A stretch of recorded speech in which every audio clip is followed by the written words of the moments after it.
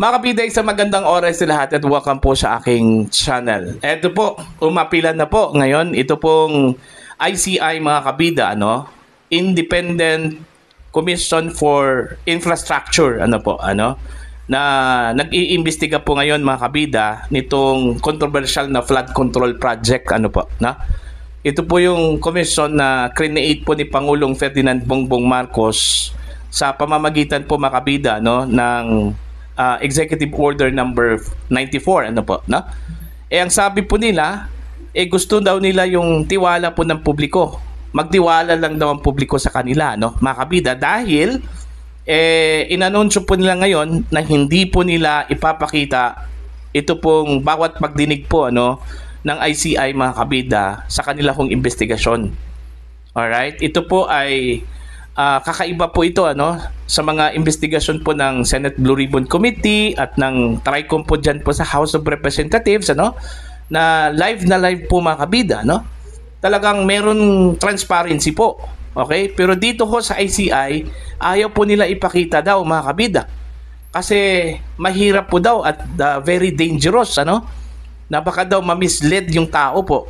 Okay, eto po, babasahin po natin itong balita po mula sa News 5 mga kabida, We want the people to trust the ICI. Ayan, ito yung title po, Hindi isa sa publiko ng Independent Commission for Infrastructure o ICI ang mga pagdinig nito tungkol sa umano'y korupsyon sa mga proyekto ng Department of Public Works and Highways o DPWH.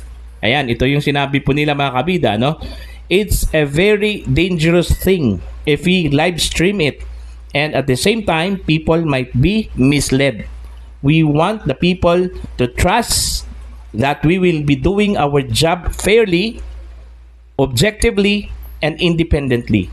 Saad ni ICI Executive Director Brian Hosaka sa panayam sa The Big Story sa One News. Rest assured that if whenever we do find sufficient grounds to recommend the filing of any criminal actions, civil or administrative actions against any individual or groups which may be responsible for these anomalies, we will file it with our proper agencies. Dagdag pa niya. So malinaw po, na wala ho tayong makikitang live stream po sa Facebook, sa TV, okay? Sa bawat pagdinig po ng ICI po mga kabida kasi yun yung sinabi po nila very dangerous thing daw. Baka daw ma-mislead yung tao po mga kabida. Teka nga pala, paano ho ma-mislead yung tao? Unang-una po, meron pong transparency mga kabida. Kitang-kita po ng taong bayan po yung bawat kilos ng mga investigador, okay, bawat kilos ng mga witnesses, bawat kilos ng mga nasa panig po ng defense, mga kabida. Diba? Sa mga resource persons, mas maigi po na may pakita po sa publiko para transparent po mga kabida, para wala hong pagdududa po kaysa walang ipapakita sa publiko na sila lang po yung mag-iimbestiga doon. Okay? During the hearings mga kabida. Okay? Ito ngang live stream, meron pa ngang mga focus mga kabida na makikita po natin how much more dyan po sa wala hong makikita po ang publiko, mga kabida, hindi po ipapakita, hindi po i-live stream po ang bawat pagdinig, po. Hindi ko magets yung logic po mga kabida, kung bakit ayaw po nilang ipakita po. Gusto man kaya nila ng transparency, gusto man kaya nilang ang impression po ng taong bayan mga kabida, patas po sila. Wala ho silang kinikilingan po, Okay? Paano po malaman ng tao na fair yung ginawa kong pagdinig, mga kabida? Tapos panghahawakan lang po ng taong bayan yung kanila kong apila na just trust us. Okay? Magtiwala lang po kayo sa amin. Hanggang ganun lang po. Panghahawakan lang po natin yun. Okay? Mas maganda po kung meron tayong makita para tayo mismo makapagpasya po mga kabida, kung ano yung actuations ng mga investigador, ng mga resource persons, at maging yung mga inaakusahan, mga kabida, no? At sa mga nag-accuse, ano po, no? Di ba yun yung maganda, no, mga kabida?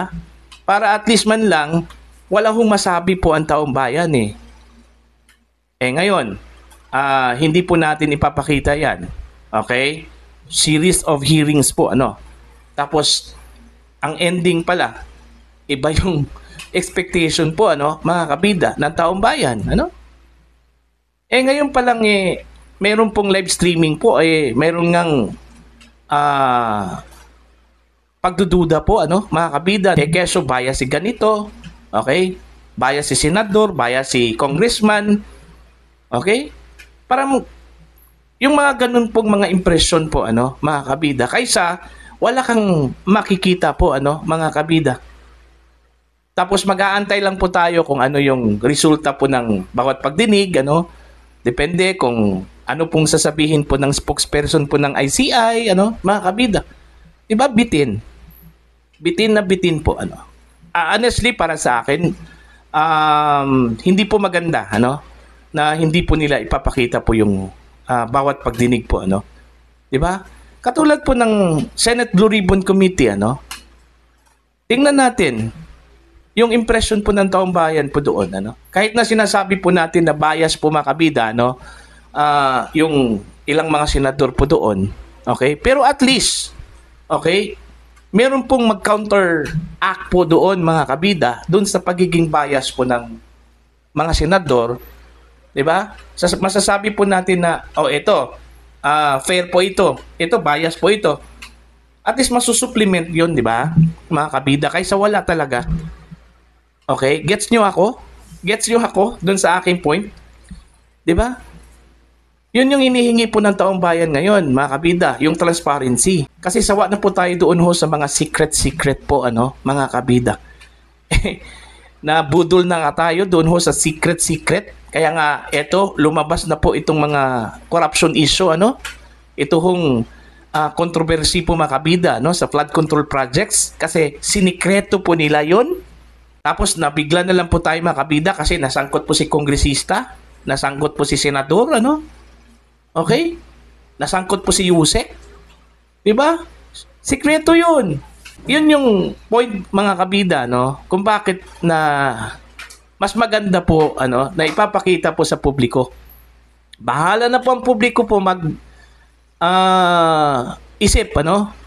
Kung ano po yung actions or actuations ng mga stakeholders doon po sa pagdinig, ano po, mga kabida. So sana i-reconsider po nila ito pong desisyon na isikreto na lang. Okay? Hindi po ipapakita ito pong pagdinig, ano, mga kabida. Dapat i-reconsider nila yon. Sa halip, ipapakita po nila sa taong bayan, okay, na sila po ay transparent po, mga kabida, wala ho silang itinatago, okay? Gusto po nilang ipakita po sa publiko, ano, ang bawat action doon po sa mga pagdinig.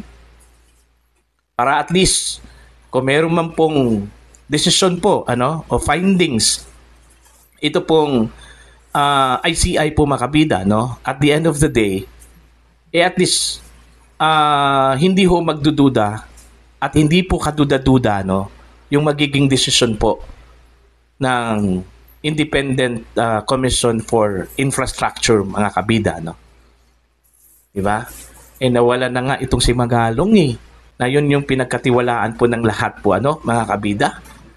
Kasi feeling po kasi ng taong bayan po, ano, na safe at nasa good hands ito pong ICI with Mayor Benji Magalong po, ano. Wala na po Hindi naman po natin sinasabi po, mga kabida, na wala ho tayong tiwala dito sa mga natitirang members po ng ICI, ano. Pero at least man lang sa integridad po ni Magalong, ano, mga kabida, makakasiguro ka na hindi po yan papayag na mayroon pong hocus-pocus, okay, dyan po sa investigasyon. Hindi po natin sinasabi na magkakaroon po ng hocus-pocus, pero at least man lang wala hong pagdududa yung taong bayan. Hindi po masagi po sa isip po ng tao po mga kabida na baka naman po mayroon pong pagtatakip, ano? 'Di ba? Kasi yun na yung impression ngayon, ano, mga kabida ng tao po, ano? Lalong-lalo na po mga kabida sa mga actions po ng ilang mga stakeholders po, ano, ng investigasyon po ng Blue Ribbon Committee, TRICOM po ng House of Representatives, ano. Buti na lang po nagdesisyon po itong house na i-terminate na lang para hindi humalito yung taong bayan po mga kabida sa mga investigasyon po. Okay? So, hopefully, again, i-reconsider po ng ICI yung kanila pong desisyon mga kabida. Okay? Dapat ipakita po sa publiko, i-live stream. Para po makita po ng lahat, makita po ng taong bayan, makita po ng publiko, ano, mga kabida, yung bawat ganap po, ano, ng investigasyon, bawat hearing po mga kabida, ano, okay? At bahala na po ang taong bayan magsalita po kung sino yung bias, sino yung pilit na nagtatakip, ano, mga kabida. Transparency po yung ating inaasam-asam ho dito, mga kabida. Alright? So para po sa inyo, pabor ho ba kayo, mga kabida, na hindi ho ipapakita sa publiko, ano? Itatago po sa publiko, ano? Ito pong mga pagdinig po ng Independent Commission for Infrastructure, ano po, mga kabida. Alright? Please comment down. Sa mga hindi pa po subscriber sa akin channel, please subscribe. Just click the subscribe button, click the notification bell, click all para updated po kayo mga kabida sa aking mga uploads. Maraming salamat po sa inyong lahat.